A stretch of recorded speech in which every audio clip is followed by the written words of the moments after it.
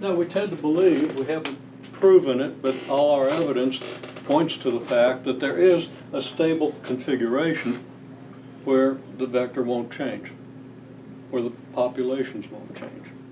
It turns out it's really easy to find out what that stable configuration is, and I'll give you a chance to figure that out. Give you a couple of minutes after I give you a little more of a hint. So this question arises when we're looking at this configuration, right? This is how mathematics gets done. You know, you start looking at something and you keep asking questions until you nail it down, right? So that's kind of what we're doing. We're following that procedure. Okay, well, now what happens? Are these vectors equally spaced?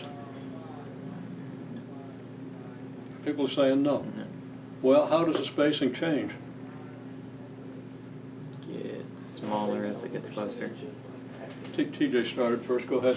It's all about the percentages may be the same, but since the quantities are changing, they're not the same distance apart because the lengths are. Yeah, but in terms of the picture, what's it going to look like?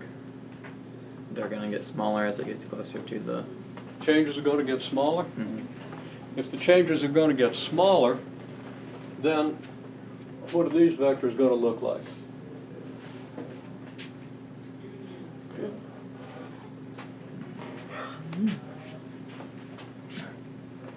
How would you describe the picture on this side?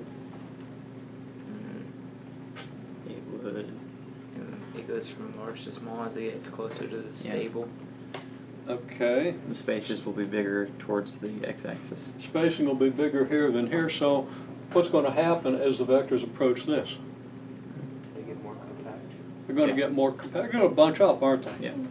Okay?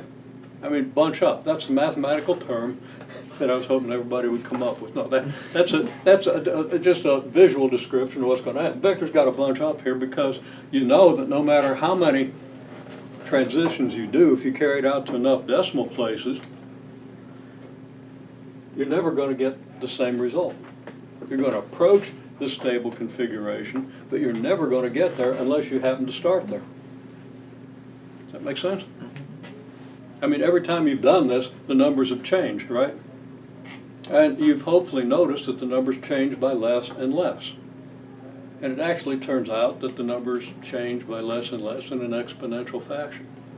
That would be proven that. And that's easy. It's easy. Okay? Once you know what an exponential approach looks like. Okay? I mean, you do from the graph of the exponential function, maybe. And if you don't, when I point it out to you, you'll see it immediately. Okay? So we can make that connection. But the vectors are going to bunch up, because there are actually infinitely many of them between here and here, right? Mm-hmm. And a big hint is the first one has definite space between it. There's definite some angle between these, right? Mm-hmm. Okay? And if there are going to be infinitely many of them, someplace they've got to be bunching up, right? Yeah. And we haven't proven it, but it turns out that we can.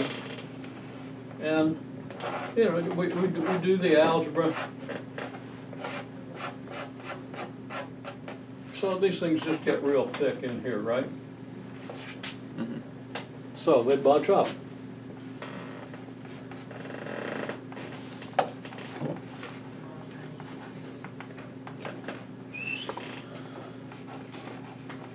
As they approach the stable configuration. And similarly,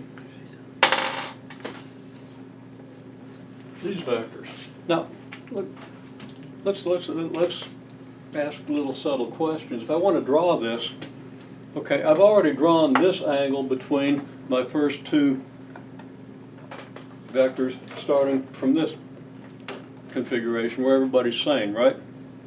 Mm-hmm. Okay? Now the angle here is going to change. It's going to change by more or less than this angle. Less.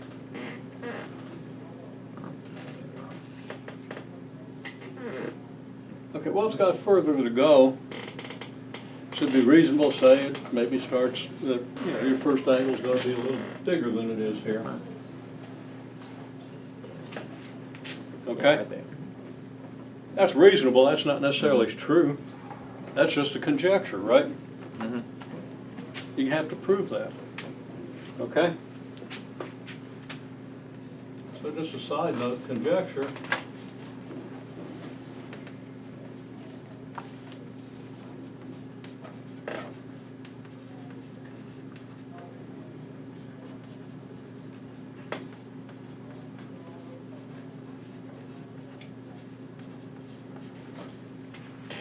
First angle maybe ought to be bigger than the first green angle, okay?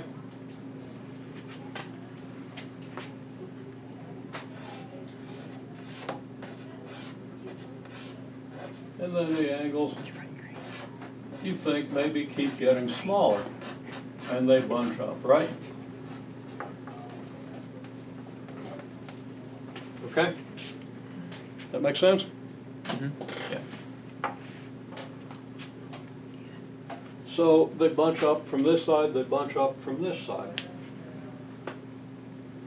Again, we haven't proven that this happens, but that certainly seems to be what we expect based on the calculations we've done.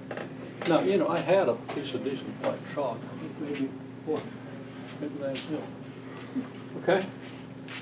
You know, I should measure this chalk every hour and see the rate at which the length of the chalk changes as time progresses, right? Mm-hmm. We can do that. Yeah. Probably not going to take the time. Might be interesting, but yeah. Might reveal something about my psychology or my neural circuits or whatever is going on. Okay? But I doubt that we get a lot of insight from that. You know, they say you can analyze a person's voice and tell a lot about their health and their psychological well-being. Okay? Do I sound healthy? Yeah. Do I sound sane or demented? I don't know. Okay. Okay, well, a little modification of this picture, and I'll just kind of sketch it here, where I don't draw the vectors, I just draw the points. Okay? Now the points are all going to, of course, lie on some curve. We haven't proven that either, have we? But we kind of think they will. So what we think is that the points will do something like this. They keep getting closer and closer together, and they bunch up, right? Coming from each side.